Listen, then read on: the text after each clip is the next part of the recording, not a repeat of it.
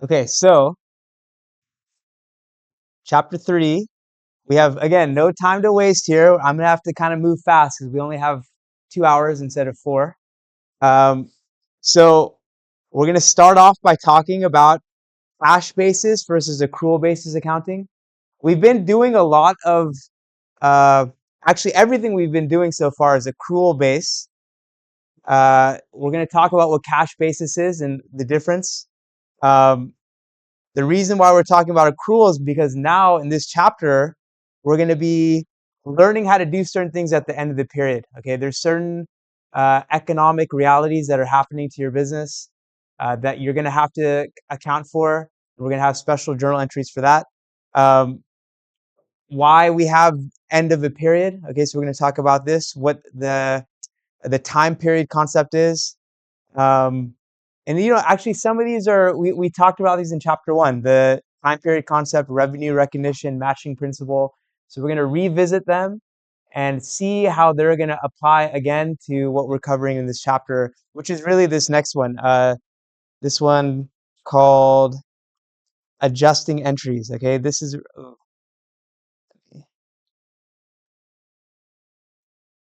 really the main part of the chapter is these adjusting entries.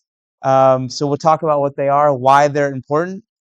Um, and also, really the key part here is if you don't do these adjusting entries, how is that going to affect your financial statements? Why, because, like every journal entry, when we make them, they're going to change the balances of our accounts.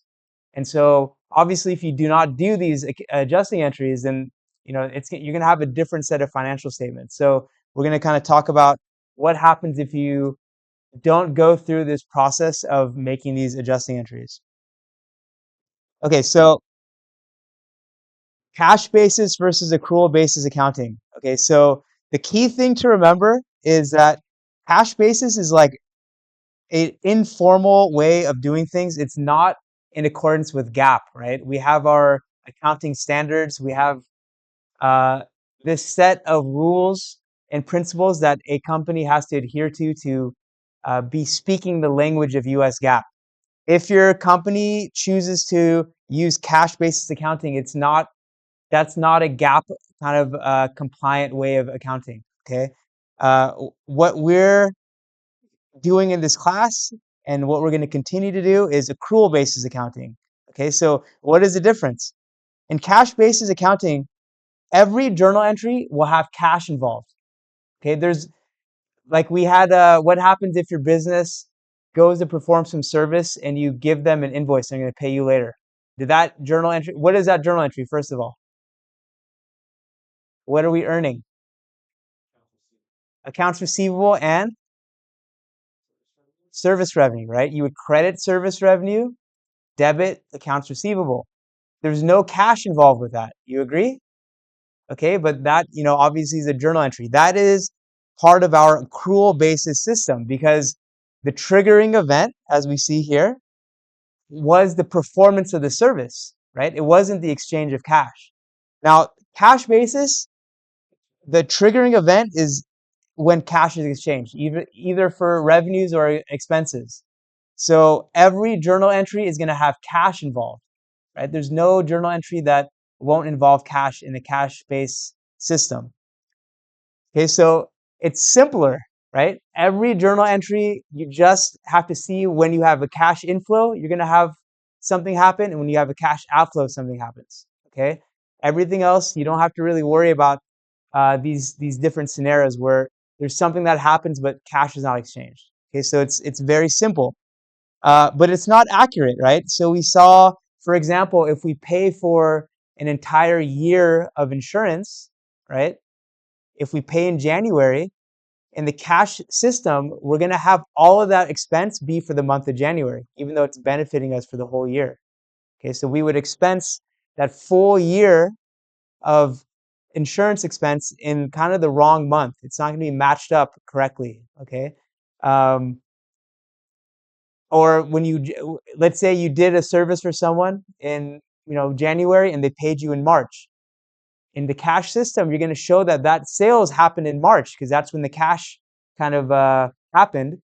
in your January, when you actually did the work, it's not going to show that revenue. Okay, so it's not going to match up the timing of things correctly. Okay, but it's more simple because you just look at when cash is going in, when cash is going out. Okay, everyone understand? Yes? Okay, so let's do a little test here. Okay, so this is a situation where your company is having certain things happen to it. Okay, so you can see that it's earned revenue. Some of that revenue you haven't received yet. Okay, you've just done the work, but you haven't received the cash. And the same thing with expenses. You've incurred certain expenses, but you haven't paid for some of it, right? Some of it is just like you have the invoice and you haven't yet paid for it. Okay, so your job is to read through this and think about uh, in this first part, under a cash basis system, what is the revenue and what is the expense?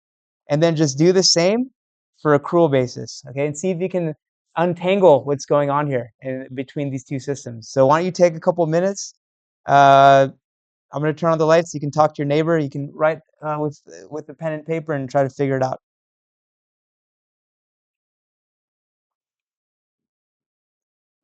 Okay, anyone want to try to give their answer for a cash basis?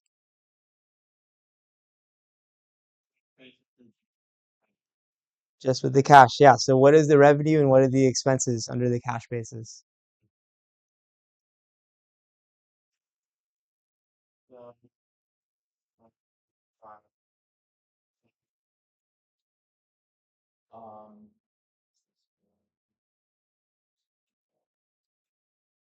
Okay.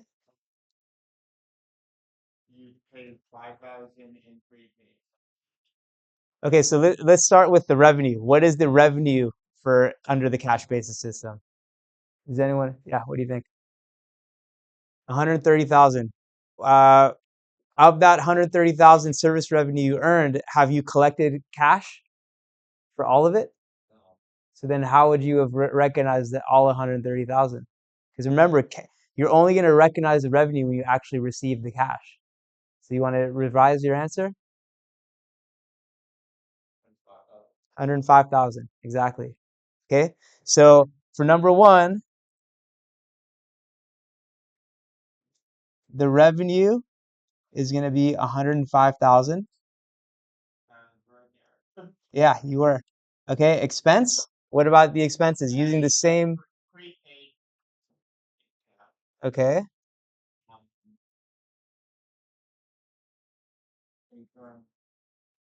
Okay, so I don't want anyone to think through it. I want someone with an answer. Who has an answer? Yeah, do you have 75,000? Okay, so how'd you get that?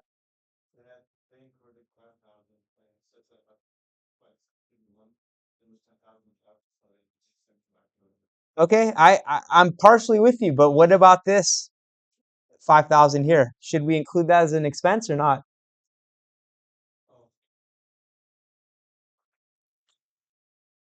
Who thinks yes? Who wants to advocate for yes? As Margarita, what do you think?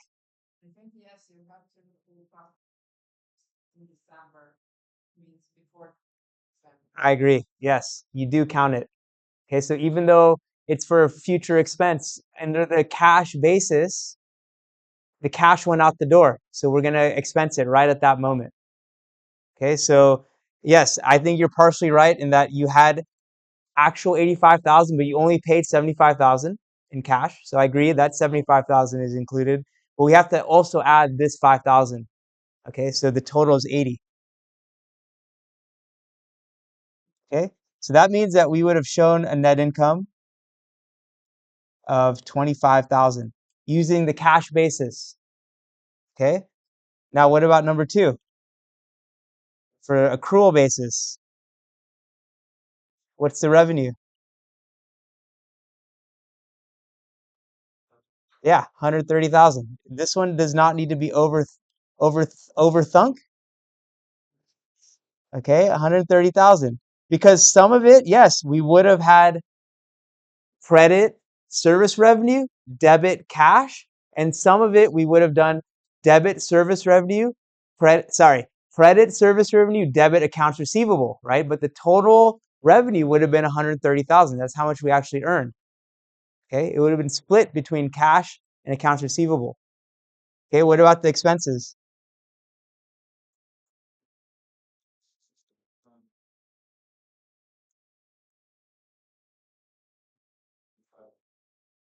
Okay, who said that? Okay, 85,000. Any other votes? Should we include this 5,000 prepaid insurance? No, right? Under our accrual basis system, we're going to have that as an asset, and then later it will be expense when those expenses are actually incurred, right? And that's kind of what the chapter is going to be about, where we have the prepaid asset, and then at the end of each period, like let's say we prepaid rent for a year, right? At the end of each month, we'll have to kind of draw down that asset and expense the rent, right? So that's what this chapter is going to be about. Okay. But for now, yes, prepaid, uh, this prepaid expense is an asset. We're not going to expense it under accrual. So yes, all we have is this 85,000 of actually incurred expenses. So we'll put 85,000 here. So now what is my net income?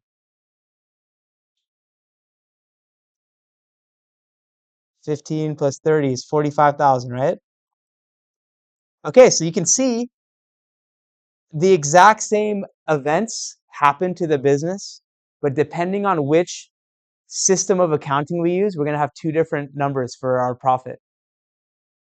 Okay, so again, this is why the rules matter. Okay, if you're buying this business, right, it's going to look different. You're going to care about how profitable the business is, right? And so you have to understand what's going into the numbers. If a small business owner is reporting on a cash basis, you have to kind of normalize for that, okay, versus doing an accrual basis. You'll have to understand what basis the financial statements are presented in. Okay, so now you see it actually does make a difference. So, you know, um, these types of details do matter. Okay, any questions on this? No? Okay, all right, let's keep going. So quickly, I'm not going to spend too much time on this stuff, but we talked about this time period assumption. We cannot just report our income statement from, 1805 to 2026. Okay, we break up our financial statements into discrete time periods. It's usually quarterly. It could be monthly. Maybe if you're the manager of the company, you want to see monthly financial statements. Okay, but for public companies reporting to the public, it's quarterly. Okay, so if you wanted to look at NVIDIA's financial statements, every quarter they're going to release them. Okay, there will be a cutoff date. The balance sheet is going to be as of December 31st, September 30th. It's going to be on those exact days that the balance sheet cuts off, and they show you the balance of the accounting equation. Okay, and of course they're going to show what revenues and expenses happened in that 3 month period. Okay, so it's not always based on uh, the calendar year. Most companies report on the calendar year, but like Walmart, Costco, retailers, they actually have the last quarter end at like the end of January usually, or the beginning of February. Why would they do that? What is the busiest period of sales for most retailers? During the holidays, right? So they want to have November, December, January all in the same accounting period. Okay, so they kind of shift their periodic their cutoff times to include their entire holiday season kind of shopping. Okay, so but yeah, it's still going to be every 3 months, but it's just going to be offset from the calendar year a little bit. So a lot of retailers do that. Okay. Okay. So just a reminder, revenue recognition. Okay, we are gonna under our accrual system, we're gonna recognize revenue when it's earned. Okay, so either when you provide the service, or if you're a retailer, when you sell the item, and when that value that you're receiving is realized, meaning you get the cash right away, or it's in a form that's realizable. Okay, so accounts receivable, as long as it's not a sham, okay, or like, a very risky customer, you're going to assume it's realizable, that that person that you're kind of extending the credit to is going to pay you. Okay, so um, there are some exceptions to this. Okay, uh, so for example, if you sell something and you tell the customer, I guarantee I'll buy it back from you at a certain price or a certain time, then you have to account for that, because that's not really revenue then, right? You're kind of loaning it to the person. You're actually giving a loan if you're guaranteeing to buy it back from the person. So there is a funny accounting thing that Tesla did, where they guaranteed that they would buy back. uh, I think they did this a couple years ago. I think they've gotten rid of it. But they're like, we'll buy back your Tesla for some fixed amount after 5 years. Okay.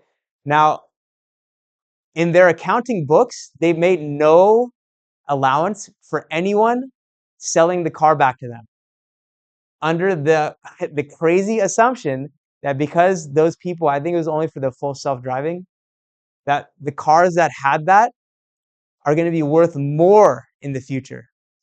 Okay, so they said, I'm going to sell you a car for 50,000 and I'll buy it back from you in 5 years for, let's say, 30,000. And they assumed no one was going to do that, because they're like, well, the car is now worth 50,000 new. It's going to be worth 70,000 because people will be able to use it for taxis or whatever. Okay, which is a totally bogus assumption. It's totally false. Okay, so they kind of abused certain assumptions, and their auditors were too dumb and are like whatever, too compromised to push back on that. Okay, but that they should have had to uh, account for that. It takes some of that sales revenue off, because they're essentially only getting 50,000 minus 30,000. The only 20,000 is really a revenue, you could argue, for a lot of the customers that are going to take advantage of that buyback. Okay. Um, Percentage of completion. This is like another, like, let's say you're like building like aircraft carriers. I forgot the name of the company, but their business is building aircraft carriers. So it takes like, I don't know, years to build the thing, right? So if they could only recognize revenue when they transferred ownership to the government, once the ship is done, they would only recognize revenue like once every 3 years for this thing that they're, taking a long time to build. So there's a certain accounting rule that allows them to, based on the contract they have with the government, like, as they get progress payments, that they can recognize revenue just on a basis of what percent of that project they've completed. Okay. So that's like a special case. And then installment sales, this is like a special case. If you're selling to someone that is not a good credit risk, meaning they're a risky person, and under this installment sale treatment, you can only recognize revenue as you receive cash. Okay, it's kind of like a cash basis uh, exception within GAAP. Okay. Um, okay, so that's kind of it for revenue recognition. I think the key thing to remember is that you're going to recognize the revenue not when cash is exchanged, for the most part, but when you've earned that revenue. Okay, the cash can happen before or after. Okay, and we'll kind of go into the detail in a second on that. Um, Expense recognition is a little bit different in that there are some expenses that are period expenses. Okay, meaning that, like interest, right? It doesn't matter if your business has no business, if you generate no revenue, if you've borrowed money, that interest expense is it's just accruing because time is going by. Or rent, right? That's another period expense. Or salary. Let's say you don't have hourly workers, you have salaried workers. Even if they're just sitting around doing nothing, you're still going to owe them money. So these are examples of expenses that are tied to a time period. Okay? There are some types of expenses that are matched. Okay? So cost of goods sold. This is an example of, if you're a retailer, you buy inventory. Okay, While it's sitting in your store, it's an asset called inventory. When you make the sale, when you sell that item, you'll generate the sales revenue. And at that time, you'll account for how much you paid for that item. Okay, so you'll convert it from inventory and you'll expense it as cost of goods sold. So you want to match up this idea of buy low, sell high, but only at the time that you sell it. Okay, and until then, it's just inventory. If you're a manufacturer, you're also going to match up the labor and the materials that go into making the thing with the creation of that item. So the matching principle is trying to match things together in the same period. Okay. And again, the way it works is that you treat those things as an asset. So for example, inventory, right? We buy inventory, we pay for it, and we hold it as an asset. Work in process or work in progress is that you're paying for, let's say, making a car. You're paying for the labor, you're paying for the metal to make it, all that. It's going to also be held as an asset. And then when you sell that car, you'll expense it at that time. Okay. So again, it's kind of this pattern. You're turning an asset into an expense that matches when the revenue is generated. Okay. Okay. Any questions on this? So the key thing to remember is that there's period expenses and there's match expenses that you need to match with the revenue. Okay. Okay. Anything unclear about this? No? Okay. All right. So let's keep going. Again, we need to go a little faster. So this little timeline, I think I'm going to do this quickly just to illustrate. So this is time. Okay. This is the arrow of time. At this moment in time, this is when we've actually earned the revenue. Okay. So there are some times where the revenue earned and the cash exchange are happening at the same time. Okay, so in this case, so I guess we can call this scenario 1, we would just have cash is our debit and revenue is our credit, right? Pretty straightforward. Okay, what about in situation 2 here?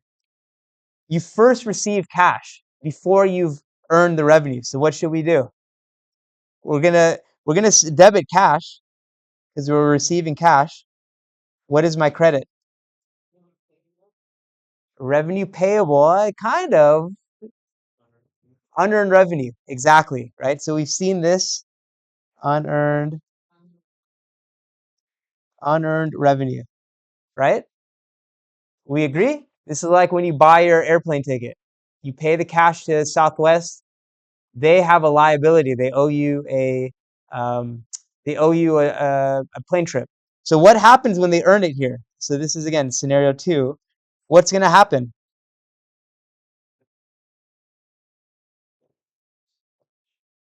Well, we're going to credit revenue because again, we always are going to recognize the revenue when we earn it. So again, at this point in time, I'm earning the revenue, so I'm going to credit revenue. So what should I debit now? We need something to debit.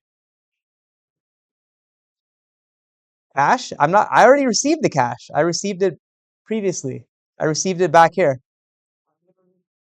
Exactly. We're going to now get rid of that unearned revenue. Right? So in this case, we credited unearned revenue. Right? Here, we're going to debit it, and now it's 0. We no longer owe that person that good or service, right? Because we did it. We performed that good or service. That's what happened when we earned this revenue. Does that make sense? Yes? Okay. So again, this is scenario 2 where we got the cash before we earned the revenue. Now scenario 3, we've also seen before where we earn the revenue and then we get the cash later. What is that? What's scenario 3? Accounts receivable. Exactly. Accounts receivable, debit, revenue is credited. So you can see here in all 3 scenarios, revenue is getting credited because we earn the revenue when we actually perform the service or sell the item. Okay, so in all 3 cases, at this point in time, whatever it is, we're gonna credit revenue. When the cash is received, that's going to change what we debit. Okay? If we collect the cash at the same time, it's this. If we've already collected the cash, it's this. And if we're going to receive the cash in the future, it's this. Okay? Make sense? Okay. So it's the same thing with expenses. Okay. If we exchange cash, meaning we pay cash this time before the expense, what do we have? We're going to credit cash this time. What do we debit? What do we call this? We've already seen it now a couple of times, the word. What is it called? Prepaid expense, right? This is an asset.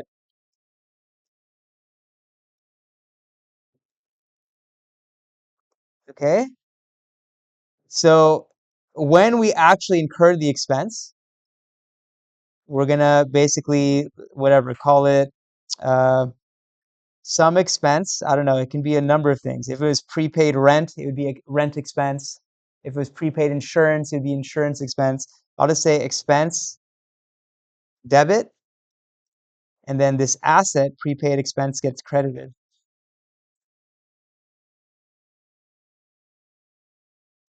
Okay? So we're kind of reducing that asset's value, right? Because we actually incurred the expense. We're using up that asset. Do we agree? That's why it's getting credited? Yes? So let me put some numbers to this. If I had a prepaid asset that's worth $1,000, and let's say from the time that I paid the cash till the time the expenses incurred, it's like $100 worth of expense. Okay, so I will basically credit this account $100 at this time. So it was 1,000. It's getting a credit for 100. That means I still have a balance of 900. Okay, so I still have this asset for future use, but at this time when I've incurred the expense, I'm reducing it. Okay, and of course, so this is scenario one. Scenario two, if I pay the cash at the same time as the expense, I have the expense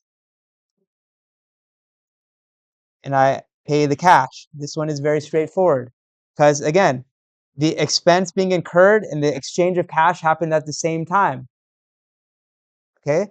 Now the third one is that I have an expense that I've incurred, but I pay it later. So what happens in that situation? What do I have in this third one?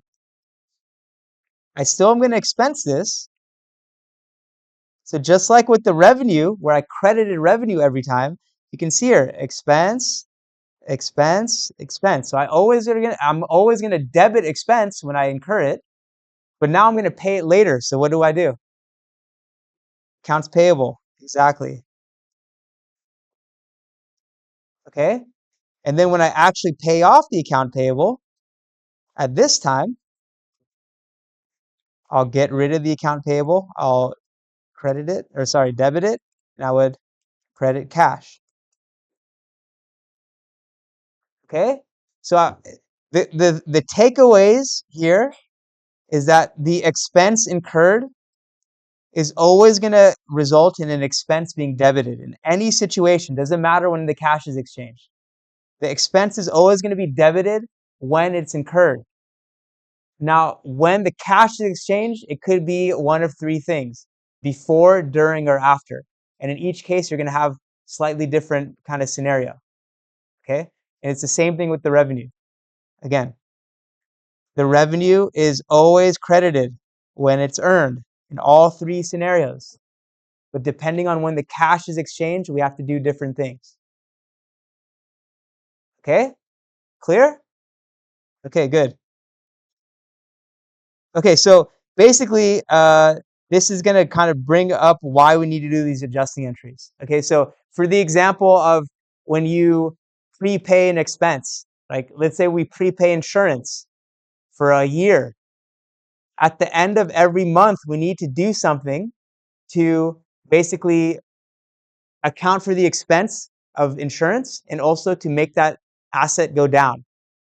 Okay, so at the end of every accounting period, we're going to have these adjusting entries to do things like interest. Okay, so you could have a very sophisticated accounting system that does this every day, right? Because technically that prepaid insurance asset, every day it's going down. If you have a loan, interest is accruing every day, right? But the way that we're setting up our kind of system here is at the end of the month or the end of the quarter or the end of the year, whenever our accounting period ends, that's what we're going to do these adjusting entries. Okay, so this is not the only way to do it. I'm sure they're like in a mega company, like a large company, the accounting system is probably doing these accruals every day. Okay, but the way that we're going to learn it, just to learn the concept, is at the end of a period. So if we're doing a yearly financial statement, on December 31st, we're going to do all of these adjusting entries. Okay, they're all going to be dated on the last day of the period. So if it's a month end, it's going to be on the last day of the month. If it's a year end, it's going to be on the last day, December 31st. But the key thing to remember is that these are all going to happen on the last day of the period. So it's going to be for things like interest. Okay, so in this case, some time has passed, right? So we have to do an adjusting entry at the end of the month to kind of accrue this interest. If unearned revenue was earned during the period, right? We're going to have to do some adjusting entry to convert some of that liability into revenue. Prepaid insurance, another example, or any kind of prepaid expense. Time has passed, so we have to do something about that. Depreciation, okay? Time has passed and we've used up our assets like vehicles, machinery, all this stuff is been depleted. Okay, so we're gonna talk about what depreciation is in a second, but we also need to do an adjusting entry to kind of account for that expense. Okay, so these are just some examples of why we need adjusting entries to account for these types of things. Okay, and so just the things to keep in mind about these adjusting entries. They're going to actually change balances, okay? So they're going to be just like any other journal entry in that if we did not include them, our financial statements would be different, okay? After we do these journal entries, it's going to change the balances, right? Like for example, if we change unearned revenue, we said, hey, the person paid us, for 100 hours of work, but we did 30 of it, okay? We're going to have some revenue that we recognize, so that's going to increase our revenue, so that's going to change our income statement. It's also going to reduce this liability, so that's going to change our balance sheet. Okay, so every time we make these journal entries, these adjusting entries, they're changing balances, and it's going to alter our financial statements. So they're actually changing our accounting system. Okay, so you need to be clear about that. They will never involve cash because there's no actual transaction. Okay, it's just the passage of time or some other non-cash event has happened and you're accounting for that. So these adjusting entries that we do at the end of the period will never involve cash. And again, they're all dated on the last day of the period. Okay, so these are all kind of they're adjustments that we're making to account for certain things. Okay, so that's why they're called adjusting entries. Okay. Quickly, just like a terminology thing, I'm not going to dwell on this too long. Deferrals are things where the cash is exchanged before recognition. Accruals are things that are where the cash happens after. So we just talked a lot about these. Deferred expenses are things like prepaid expense, depreciation, inventory. So this is like the case of depreciation. We're buying the van and then we're depreciating it later, meaning the cash was exchanged earlier and then we're depreciating it later. Inventory, we buy the inventory now with cash and then we expense it later when we sell the item. Okay, so these are deferred expenses. Deferred revenue, again, unearned revenue where you receive the cash first and then you recognize the revenue later. And then it's just the opposite for accrued. So accrued expenses are interest, where you have interest payable, and then maybe you make the payment months later. Salaries payable, and then you pay it off on payday. So again, these are when the cash is exchanged after the, in this case, expense is recognized. And again, we have the same thing with the revenue, where you recognize the revenue and then the cash happens afterwards. Okay, so this is just a terminology thing: deferrals versus accruals. Okay, um, skip that. Okay, so this first one, I think deserves a little extra attention: depreciation. So let's talk about that. Depreciation is for property, plant, and equipment. That's what this PP&E stands for. Okay, um, you're paying for these assets: machinery, furniture, vehicles. You're paying for it up front, and then you're going to expense it as time goes on, because those things lose value. Do we agree that as you use machinery, as you use vans, as you use furniture, do we agree that those decline in value? Yes. Okay. You're using them up. In the case of like a machine, right? It's gonna, the more you use it, the closer it is to becoming garbage. Okay. So we can't hold those assets on our balance sheet at what we paid for it, because they're actually getting used up. So the way that we account for them, for this usage of time, the usage of the asset, time going by, is through this thing that we call depreciation expense. Okay.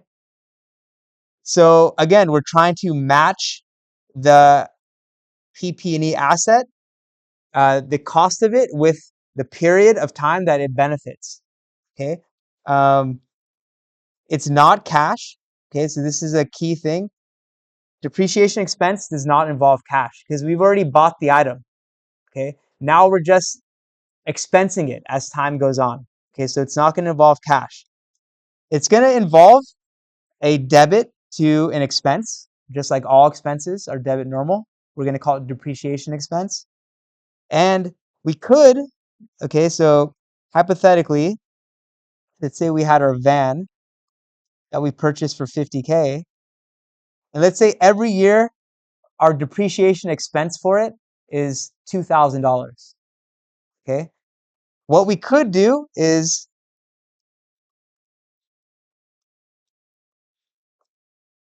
okay, we could have the depreciation expense 2,000 and just reduce this asset by 2,000. So now it's worth 48. Now this is conceptually correct. Okay, we're kind of depleting the value of the asset over time, right? That's the point of doing this. But we, for our accounting system, want to preserve how much we paid for that van. We want the historical cost basis preserved, because if we just directly credited van 2,000, the new balance for van is going to reflect this depreciated amount.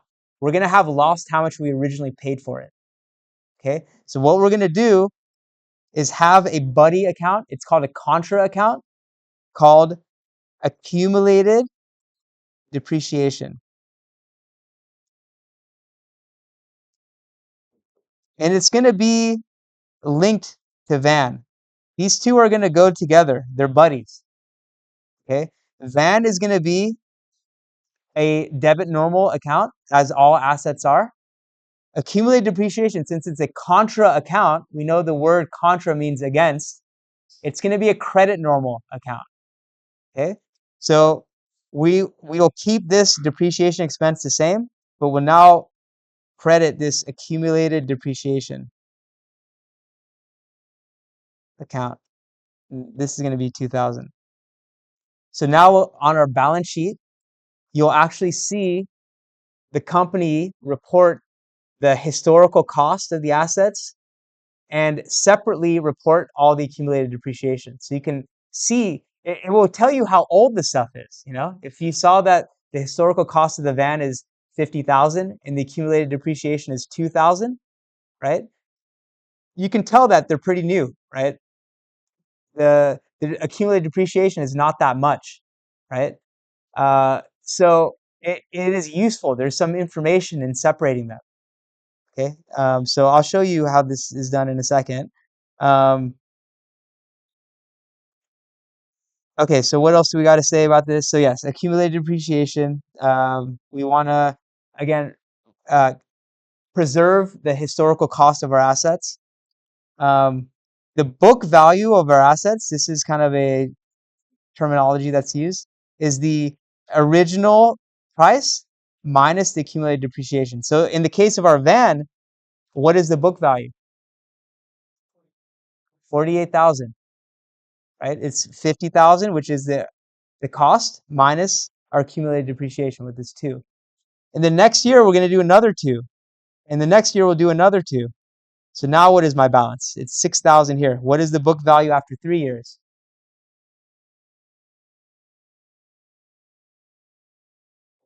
44,000. Exactly. Okay, good. Okay, so um, also a key thing to remember, maintenance expenses, like for my van, doing the oil change, you know, washing it, changing the brakes, all those maintenance items are a different expense. Depreciation expense is just accounting for the cost of buying that asset. Okay, so keep that in mind. Maintenance expense and depreciation expense are 2 different things. I'll say it again. Maintenance expense and depreciation expense are 2 different concepts, right? Depreciation expense is only for accounting for the purchase of that asset. The cost of maintaining it is separate.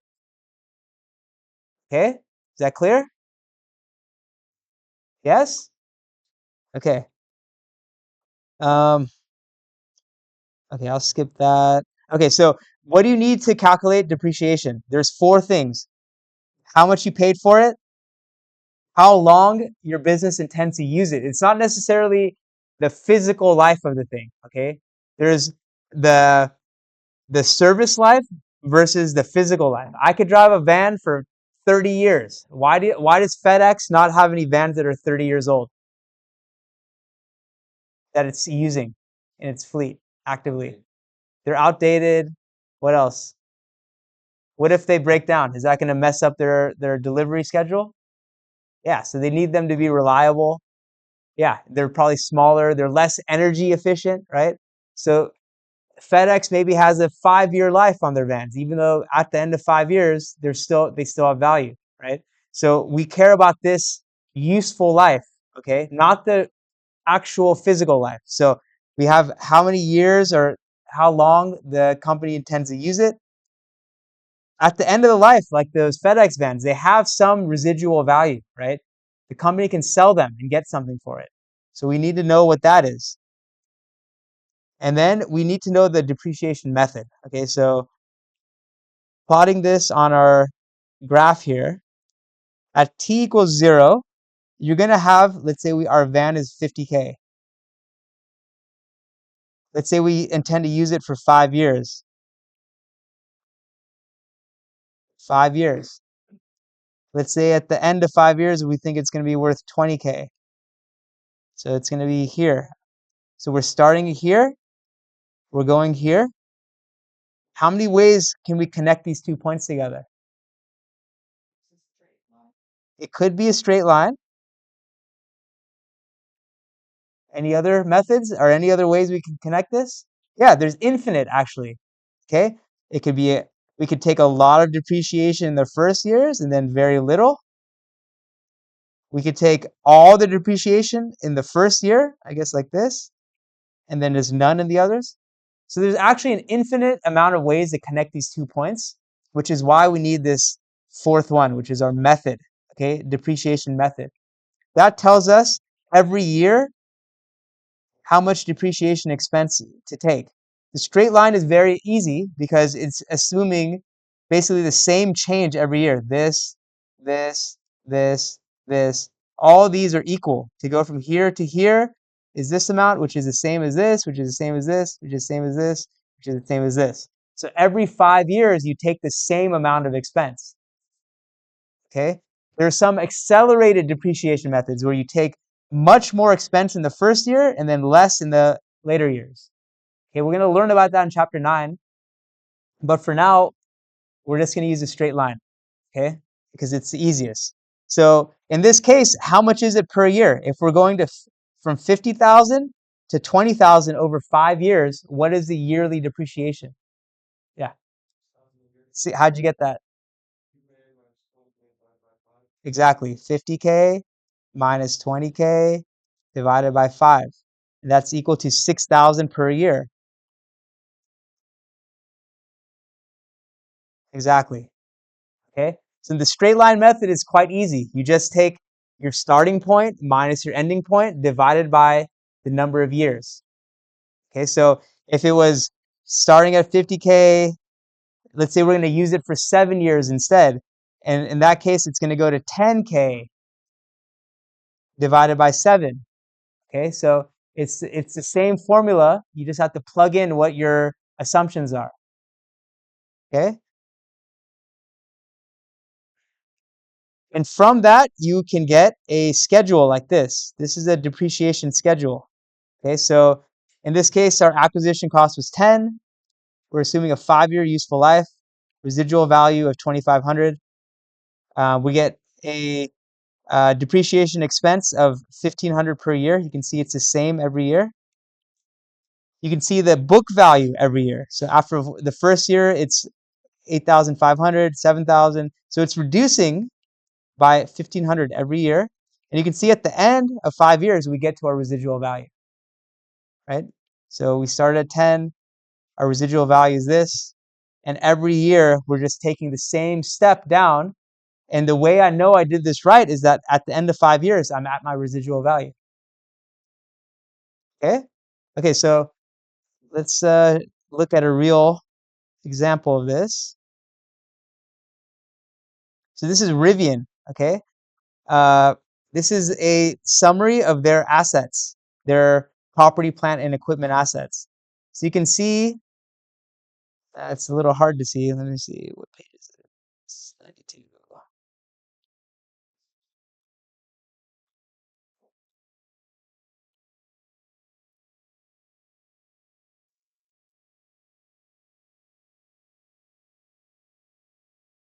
Sorry, when I zoom in, just totally biffs this whole thing.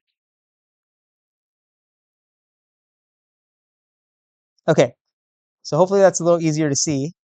You can see here that all this, they've divided all their property, plant, and equipment into different buckets. They have land, buildings, building improvements, 972 million.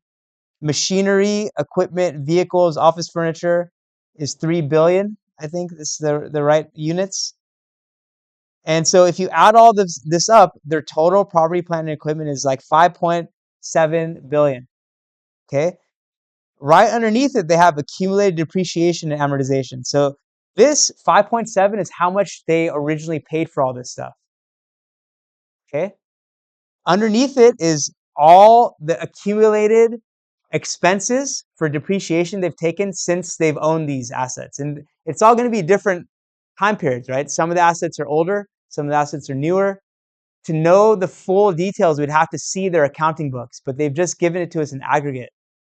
Okay, so you can see that it's 1.7, and you can see some of the estimates. So their land, building, and improvements, the estimated lives, again, they have many buildings, many, so they're just giving you a range of what they are, because some of them are going to be 10 years, some of them are going to be 20.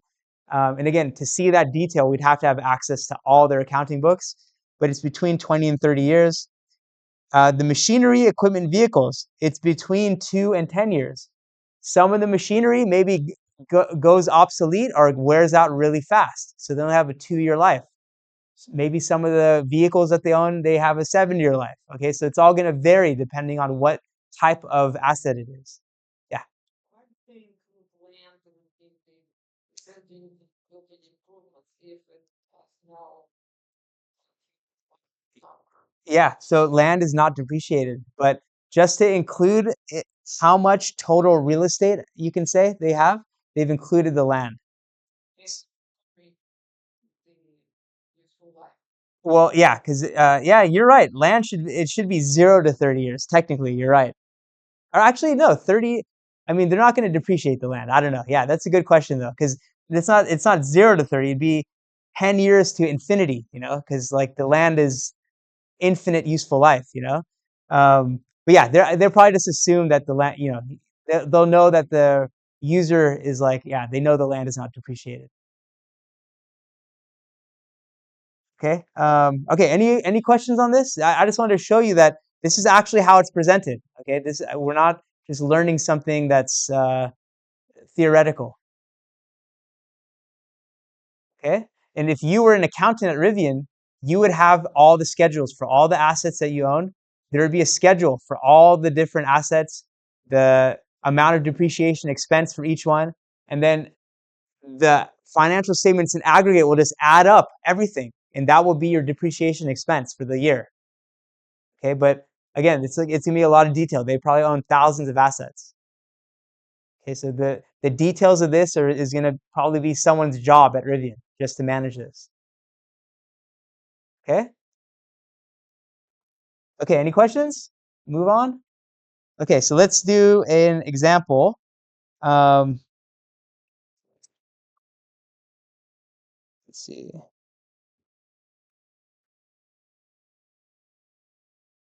Okay, yeah. So let's do an example now. Okay, so if you open up the in-class Excel sheet, the first tab is 3-8.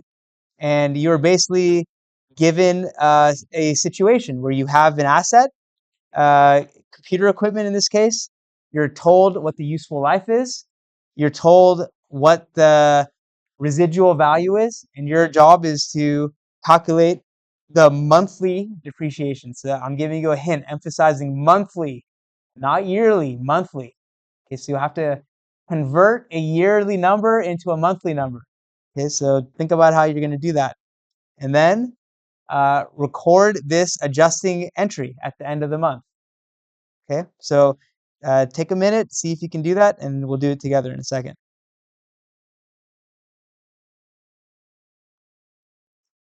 I see many of you got it. Okay, so look, uh,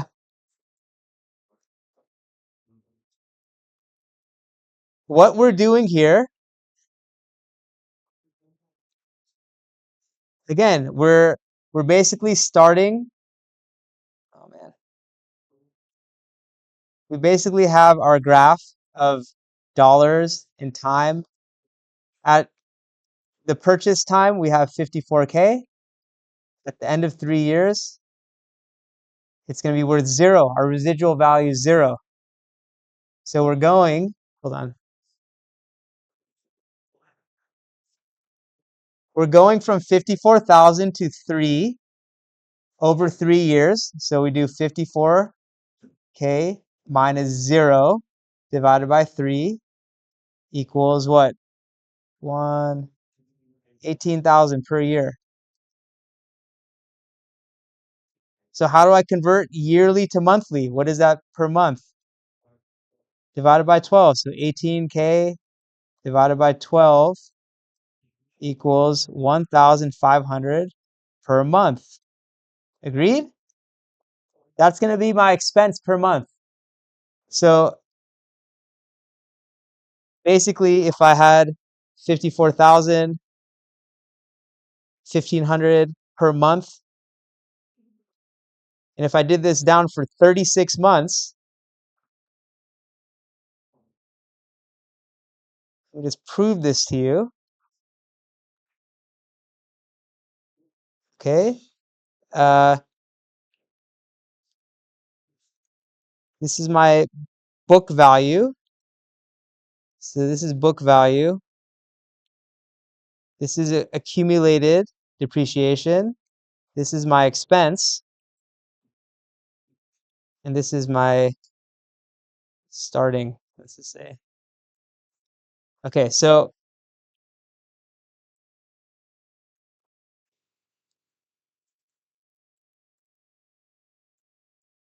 Oops. Okay, so now I did this. Actually, I don't even need this. So I'm just gonna this is my expense every month, right? It's the same. It's a straight line method. It's the same amount of expense every month. The accumulated depreciation is just the balance from the previous period plus what is happening. So you can see here, this is just going to keep accumulating down, right?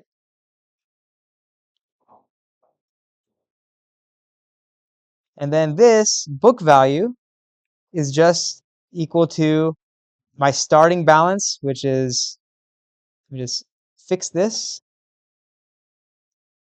Okay, so now you can see it's reducing every period. It's just going down, right? My book value is going to go down. What is it going to be at the end of 36 months? What do I expect? What is my residual value? It should be 0. Okay, so let's just make sure that's the case. If I go all the way down, yes, it goes to exactly 0. Okay, so now I have, it's like trivial. Like the schedule is not really necessary because every period you're going to take the same expense. Okay, so what accounts are involved? What did I just calculate here? What is this $1,500? What does it represent? Depreciation expense. Yes. So I'm going to take an expense, just like any expense. It is debit normal. So depreciation expense and accumulated depreciation is the contra asset account. Okay, so this is May 31st. Okay, conceptual question. What is it going to be on June 30th at the end of next month? Is this is this journal entry going to change? Who thinks it's not going to change? Who thinks it's going to change? What do you? Cumulative depreciation will have to include the same amount next month. Will my journal entry change? The balance, okay, yeah, the journal entry is going to stay the same, right? Every month, I'm going to expense $1,500. Okay, now, yes, this account called accumulated depreciation is going to change, but let's see what's happening. Okay, accumulated.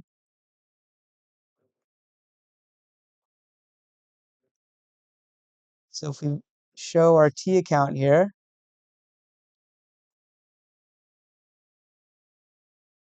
every month, 1,500. This is from May 31. Then June 30th. Okay, and this is going to go on for 36 months. Okay, you're going to keep getting 1,500, 1,500, 1,500. It's just going to keep accumulating. That's why it's called accumulated depreciation. So at the end of 36 months, my accumulated depreciation will be that full 54,000. That's why my book value is 0. Does everyone understand this? So this journal entry every month is unchanged, but this accumulated depreciation account, it keeps increasing. Every month it's going up. Okay? Make sense?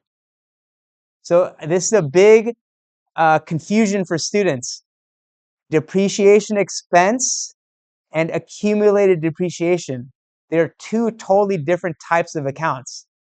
Depreciation expense is an expense account. Every month it goes to 0, 0, 0. It starts at 0 at the beginning of every month. Accumulated depreciation is like an asset account. There's a running balance every month. Okay, so you need to make sure you're absolutely clear about that. That the expense account, depreciation expense, it just is going to be 1,500 every month, but the accumulated depreciation grows every month. Okay, is that clear? Hopefully. Okay, well, we're going to see this in many different next chapter too. So, but again, the key thing to remember: expense accounts. You're going to learn this next chapter. They're called temporary accounts. They get reset at the end of each period to 0, so that your revenues and expenses for each year start at 0 on January 1st, and then they accumulate till the end of the period.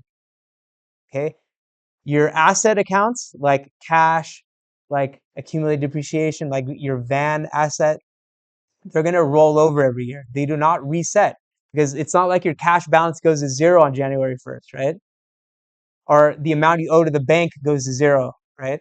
So there are certain accounts are permanent accounts. These are your assets, your liabilities, your retained earnings. Some accounts are temporary. They get reset. Your revenues, expenses, and dividends. They all start at 0 at the beginning of the period. So accumulated depreciation is a permanent account. It keeps growing over time. Depreciation expense is a temporary account. It gets reset. Okay, so you need to understand this concept or else this is not going to make sense. And you'll always just get the two confused. Okay, so think about it. If you're unclear by the end of class, then just come talk to me. I'll try to re-explain it to you. But just remember that an expense account is different and this is actually an asset account. Okay, accumulated depreciation is buddies with, in this case, like computer equipment. They go together, right? One is a contra account, it's a credit balance, and one is a debit balance. But they're both going to be reported on the asset side of the balance sheet.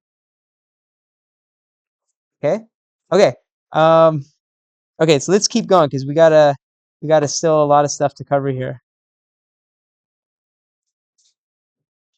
Okay, so we covered depreciation. This is an example of a deferred expense, meaning that the cash was transacted first and then the expense is taken later. Deferred revenue, should be review. Okay. On December 21st, our company is paid $600 to provide service. Okay, so we're going to receive cash, 600. And again, we have unearned revenue. What kind of account is this? Is it an asset? Is it a liability? Is it a revenue and expense? What is it? A liability. So this is a credit normal account. This is a liability. Okay, so now at the end of the month, okay, we're now doing our adjusting entries. We are the accountants. We got to make sure our financial statements are accurate for the period. We're going to now do an adjusting entry to recognize unearned revenue. So let's say of this, this is 30 days of service. So from December 21st to December 31st, how many days have we earned? 10, right? 10 out of 30. So how much of this 600 should we recognize? 200, right? 1/3. $600 times 10 days out of 30 days, which is 1/3, is equal to 200. Again, dig back to whatever, 7th grade math or probably even 4th grade math. Okay. I assume you can all figure this out. If you can't, then we got some deeper issues to work out. And maybe, honestly, if you can't do this math, maybe accounting is like not the field you should be in. Okay, so you should all feel comfortable with this. This is like literally like elementary school mathematics. Okay? Okay, so there's nothing wrong if this is like if you forgot this, accounting isn't for everyone. But this should really, if you want to go into these fields, finance related, this should be nothing for you. Okay? And if it is, then you gotta like spend some time like relearning some basic math. Okay, so this is an adjusting entry. It's dated December 31st. We're recognizing $200 of service revenue. Okay, so is that going to be a debit or a credit? The service revenue. Should I debit that or credit that? Credit. Okay, what's my debit?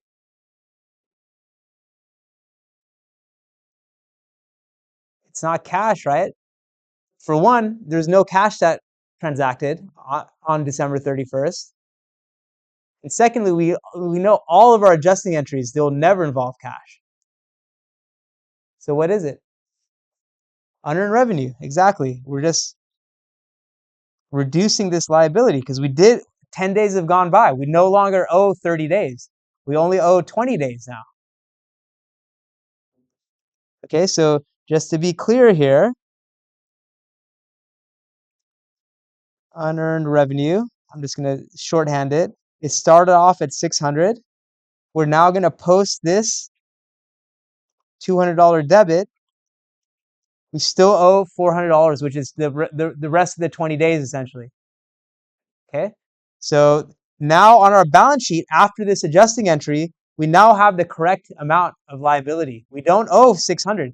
If we had not done this adjusting entry, we would have overstated this liability. We would not have owed $600 worth of service, right? So the first correction, I guess you can say, from the adjusting entry is that this liability will be correct. And then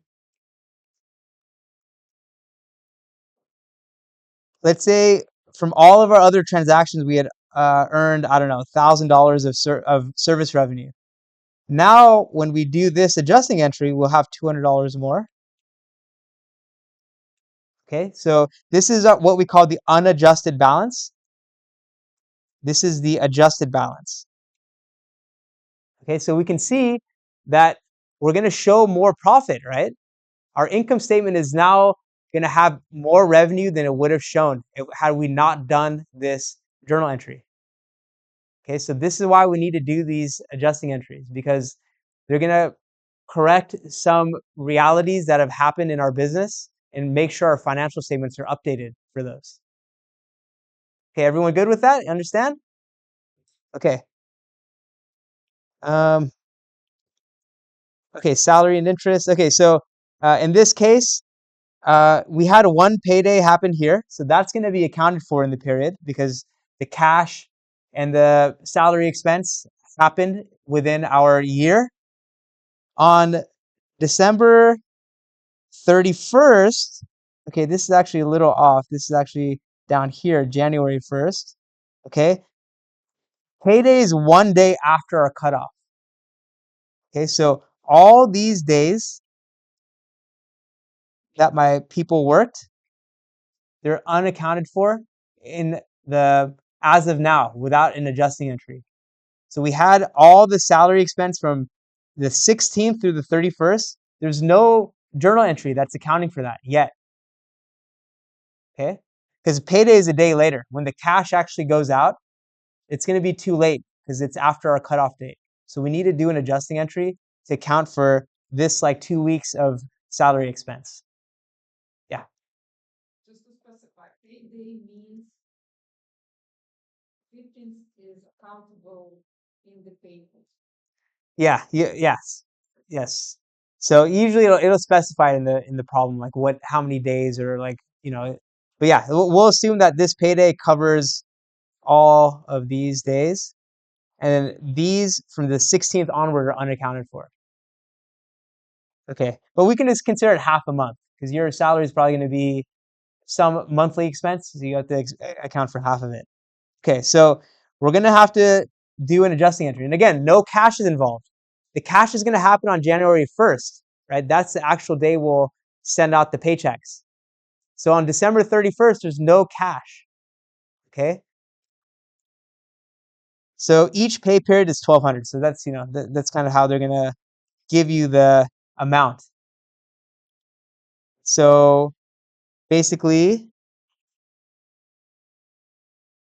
this is just like for all the prior ones. You can see this December 15th was covered already.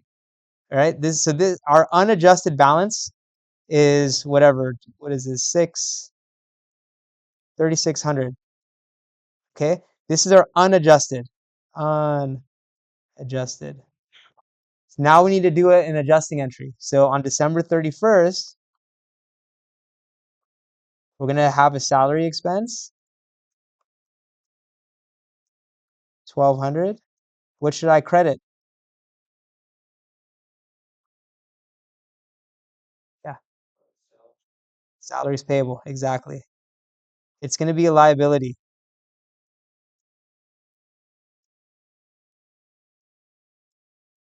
Okay, so now when I post this is going to go here, 1200. I will have the correct, sorry, this is what, 4,800. 4,800. This expense is the correct amount of expense. If I had not included it, my net income would have been too high or too low? Too high, right? It's like you're hiding some expense that you actually incurred. So this will lower, it's an expense that your business actually incurred, and you need to make sure that your income statement is going to show it. Okay, so this adjusting entry will lower your net income, but it's going to make it correct. You don't want to ever inflate your net income. Okay. Okay, what is the journal entry on payday? How about that? So the next day, you're actually going to pay the money out. So what do you think? What's going out the door? What are you paying your workers? Cash. Okay, so cash is going to be involved. So is that a debit or a credit if it's going out? Credit. So 1,200 credit. Should I do salary expense as a debit? No, because I'm paying them for what happened in the last period. So what should it be? Salaries payable. Exactly.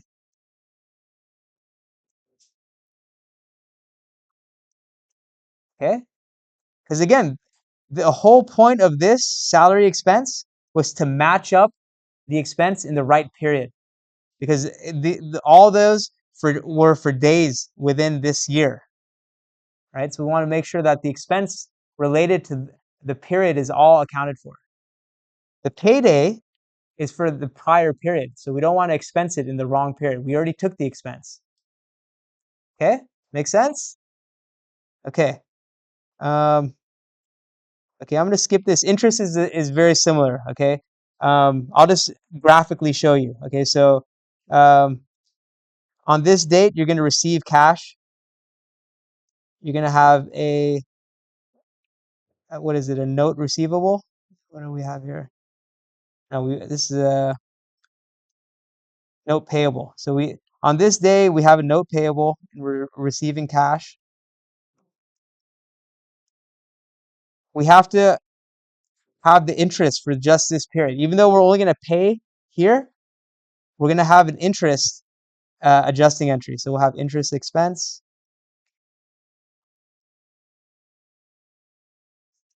interest payable,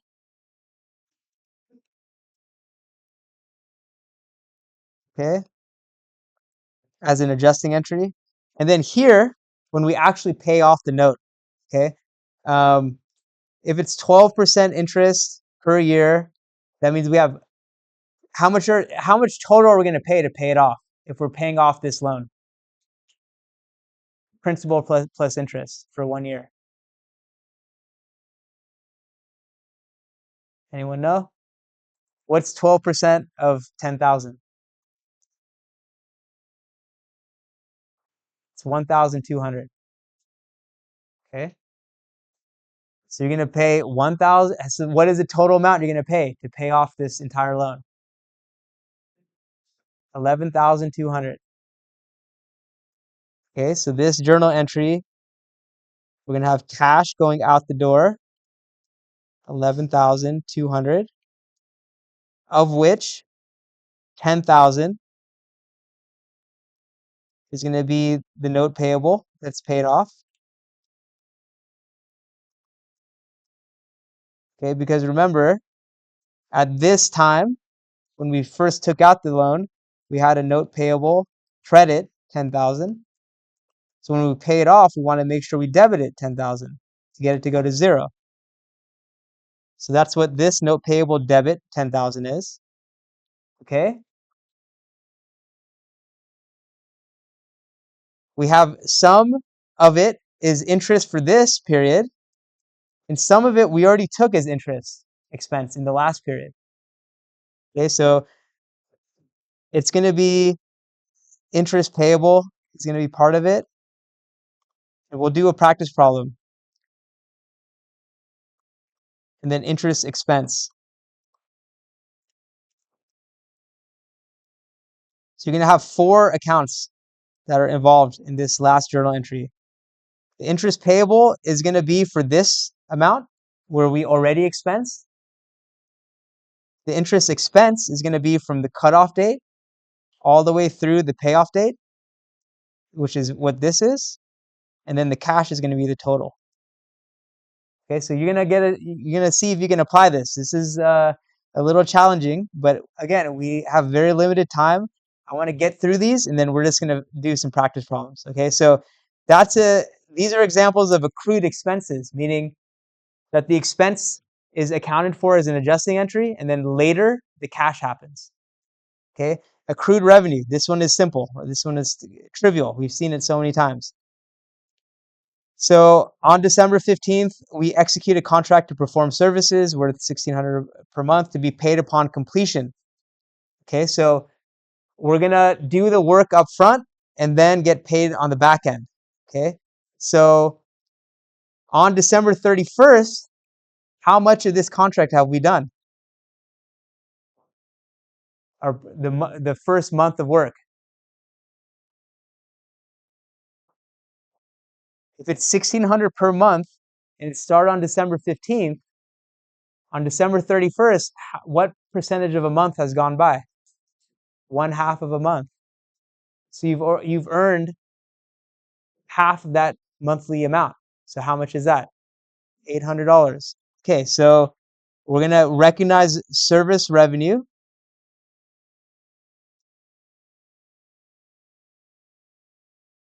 $800. What's my debit? It's not cash, right? They're not paying me yet. They're paying me on the back end. So what is it until they pay me? I don't know. I just earned it. That's why I have this service revenue. Unearned means I haven't done anything to earn it, right? So I've done half the month of work.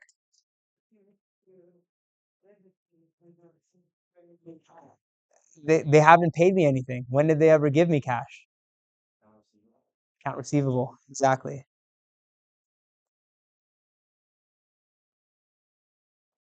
Yes? So then when they pay me at the end of the month, let's just do that. Or I guess on January 15th, they're going to pay me.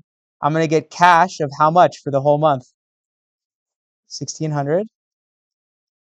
Okay, so then what are my debits going to be? That 1,600, is it just for January? Because this is going to be on January 15th. So are they paying me for work that I did fully in January? No, half of it is for December, right? So I'm going to clear off this account receivable, 800.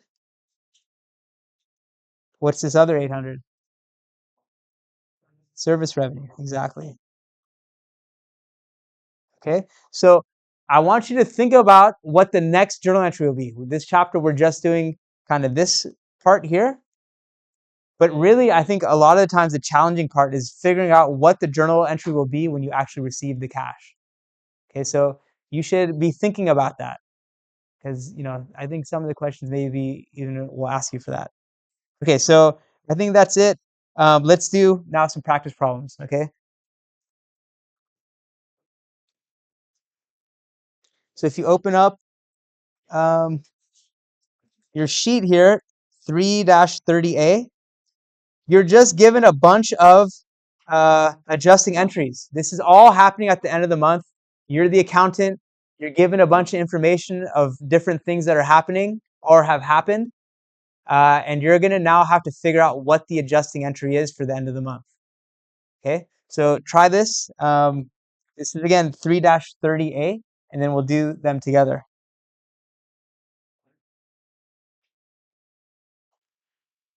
Okay, so 5-day work week, $7,000 per week.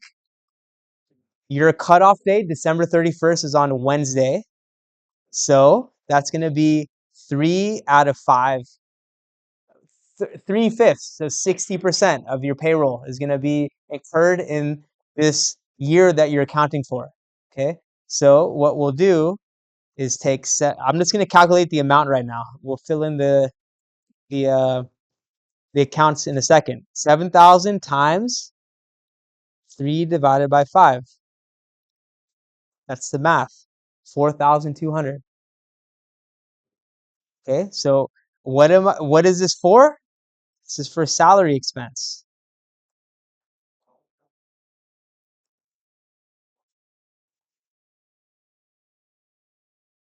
Okay, and again, it's not payday yet. Payday is in the next year, which is going to include 3 days of the previous year, which is what I'm accounting for, and then 2 days of the next year. So until then, it's just going to be a salaries payable. Okay, and again, all my adjusting entries are dated December 31st. Okay, so next, on January 1st, so again, we're at December 31st. So this is talking about what happened at the beginning of my accounting period on January 1st. We purchased insurance that covers 2 years for $9,000. So how much is that per year? $4,500 per year. Okay. So now at the end of the first year, we no longer have $9,000 worth of insurance, right? It's going to be, if you look at a T account,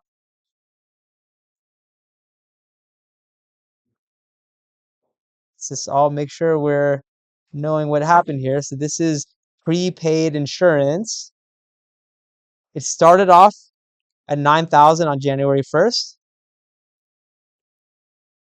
And we just said half of it is gone, right? 1 year is gone out of 2. So we know the balance should be half. It should be 4,500. Do we agree with that? Okay, so how do we get this $9,000 debit balance to be a $4,500 debit balance? What do we got to do to prepaid insurance to make that happen? We got to credit it. We have to credit it 4,500. Exactly. So we're going to credit prepaid insurance 4,500. And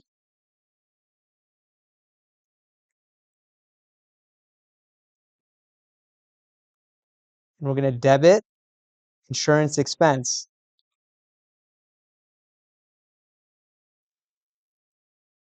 Okay? Make sense? Okay, hopefully. Okay, C, the beginning balance of supplies was $4,000.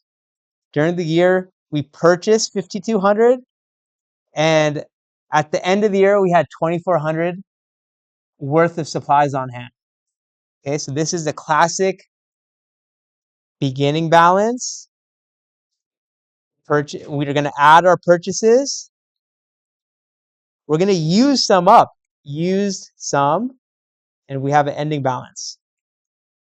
So we know 3 of these things. Okay, we know the beginning balance was what?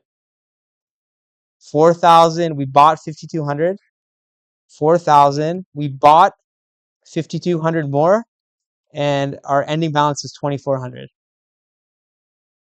So how much should we use up to make this work? Does anyone know the math?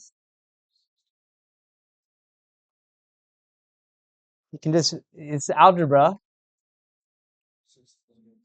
Okay, so let's see if it works. So 4,000, I'm just going to do them.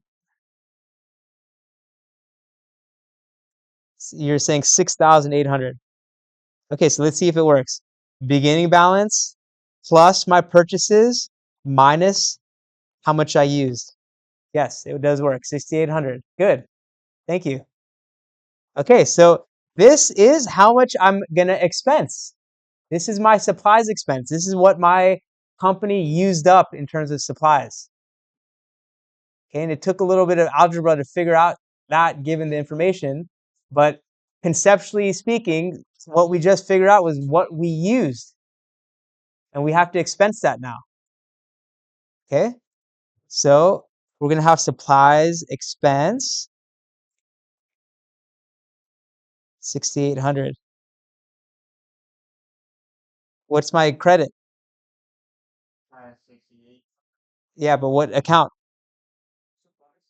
Supplies, exactly. Okay, so just to show you one more, how do we translate this to a T account? Okay, there's a, this is what is now happened to my supplies T account. We started the year with 4,000. We bought more. It's another debit. We probably debited supplies, credited cash because we bought some. We then are now gonna credit it 6,800, right? That's what this adjusting entry is doing. So now what is my balance? Your balance would be 24. Oh, Or 2400.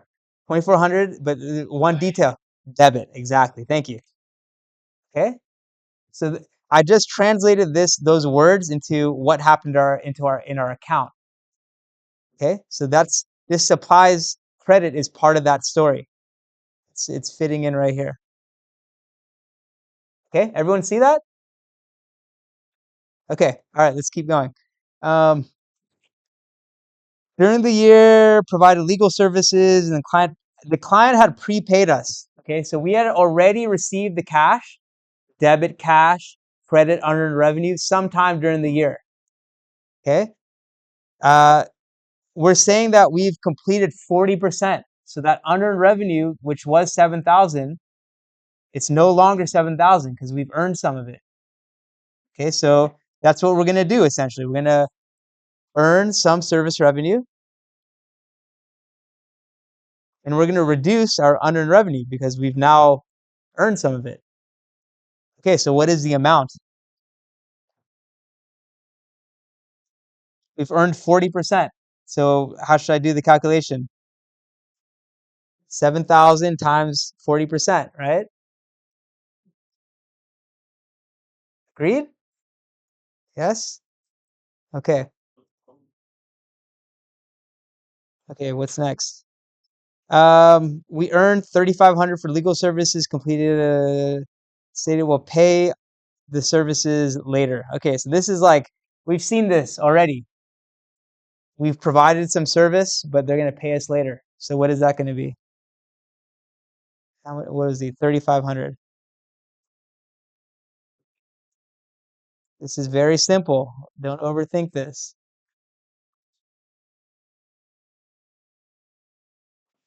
What's my credit? My credit? Yes. Service revenue.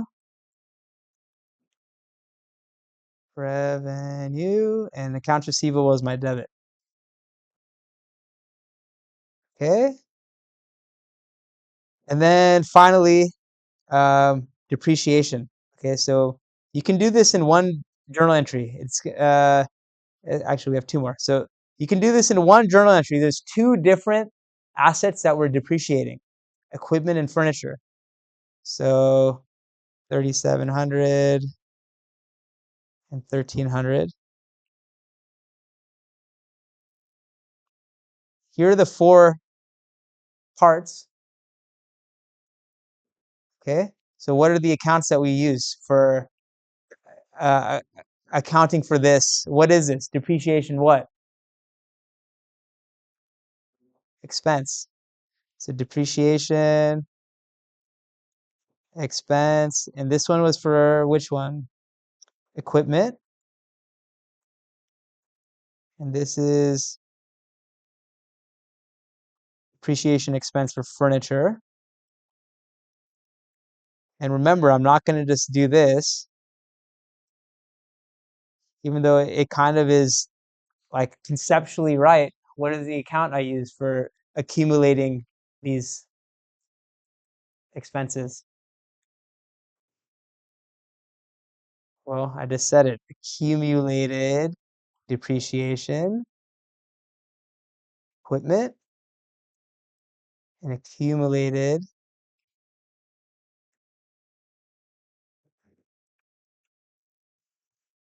Okay. So you just have to remember the form of this, how to take depreciation expense. It's going to be the depreciation expense and the type of asset, and then the credit is going to go to that contra account called accumulated depreciation. Okay, and then finally we have incurred $300 of interest expense, and it's quite straightforward because it's telling you how much expense to take. It didn't give you any. The note is like this, and you have to calculate how many months have gone by. Okay, so interest expense, interest payable.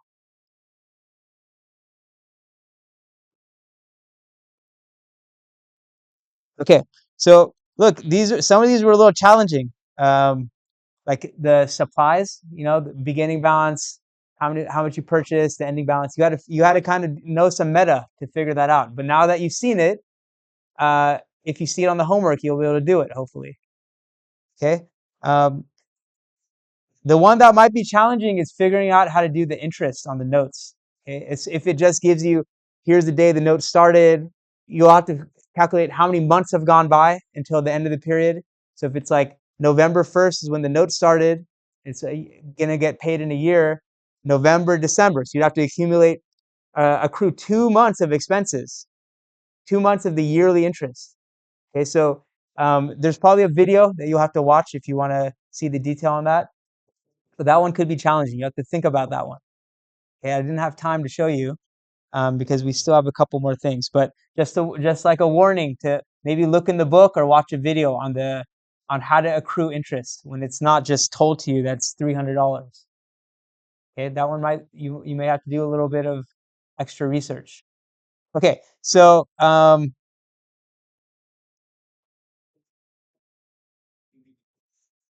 you saw in chapter 2 we had the unadjusted trial balance. It was implied that it was unadjusted because this is kind of before we learned about what these adjusting entries are. But you basically start with an unadjusted trial balance. So you have all your transactions in the period happen. You're going to get the ending balances for them. You're going to put them into a trial balance. You're going to then do all these adjusting entries. That's going to change balances.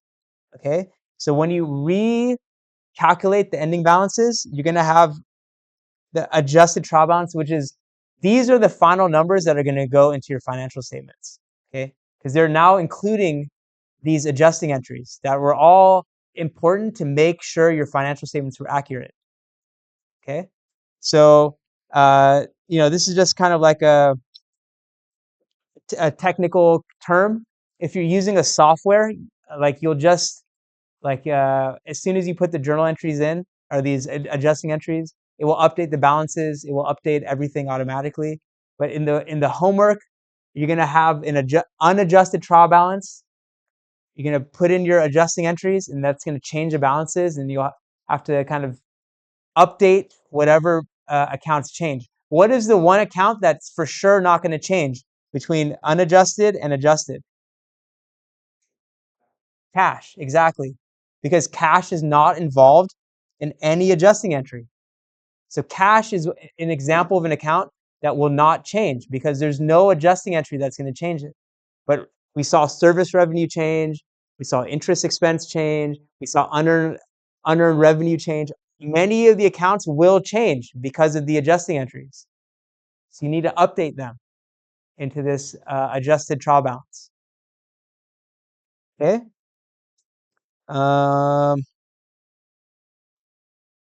Okay. Yeah, we don't quite have enough time to do this, but look, let's just do the actual problem. Okay, I'll just talk through it. So you have a bunch of adjusting entries, and this problem is asking you to figure out what happens to your financial statements if you did not do the adjusting entry. Okay, so for example, you have, yeah, it's the second one, 3-14. Yeah, so it's giving you the first one as an example. So supplies on hand. So this is basically saying that your adjusting entry would have taken some supplies expense. Okay, so if you had not taken that supplies expense, which would have been supplies expense debit, supplies credit, right? You're going to have your asset supplies overstated. And if you did not have this expense, you would have overstated your, see, this is wrong. This is actually expense. If you did not include the expense for supplies expense, you would have understated your total expenses, right? So this is trying to get you to see what would happen to your financial statements if you did not include the adjusting entry.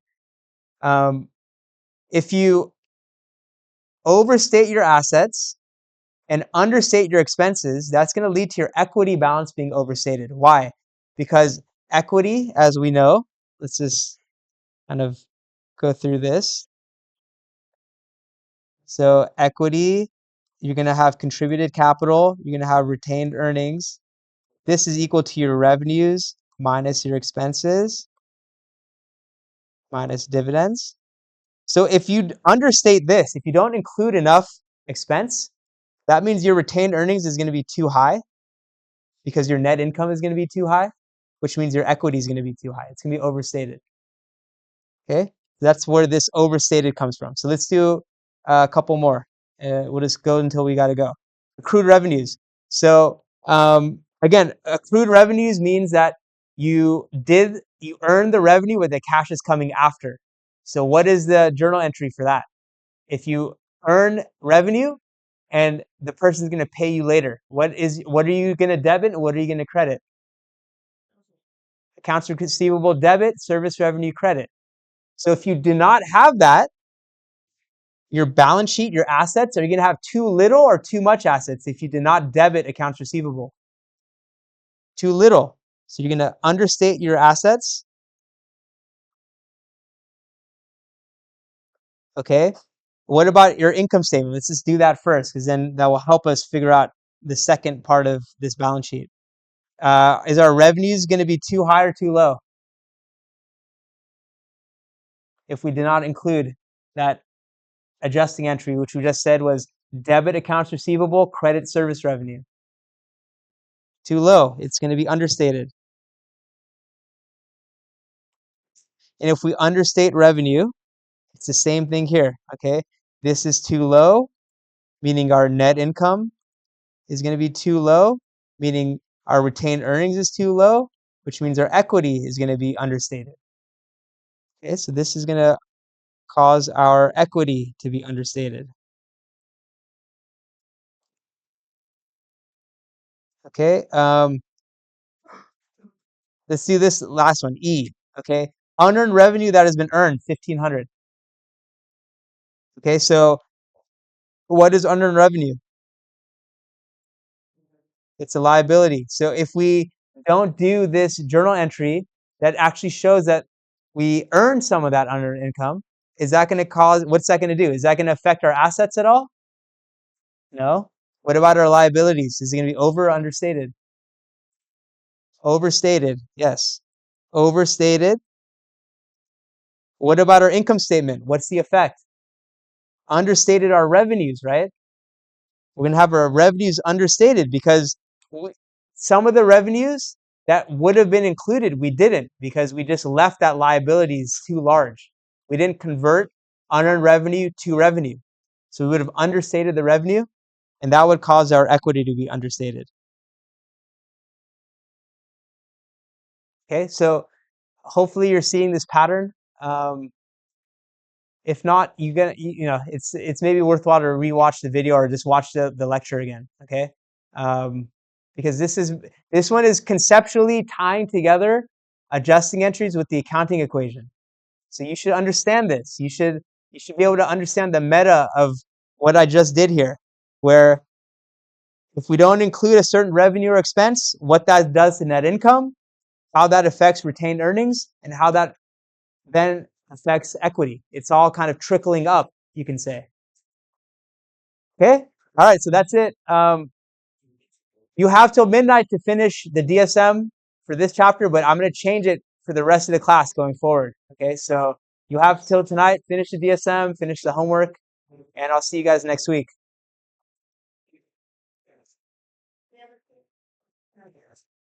Yeah.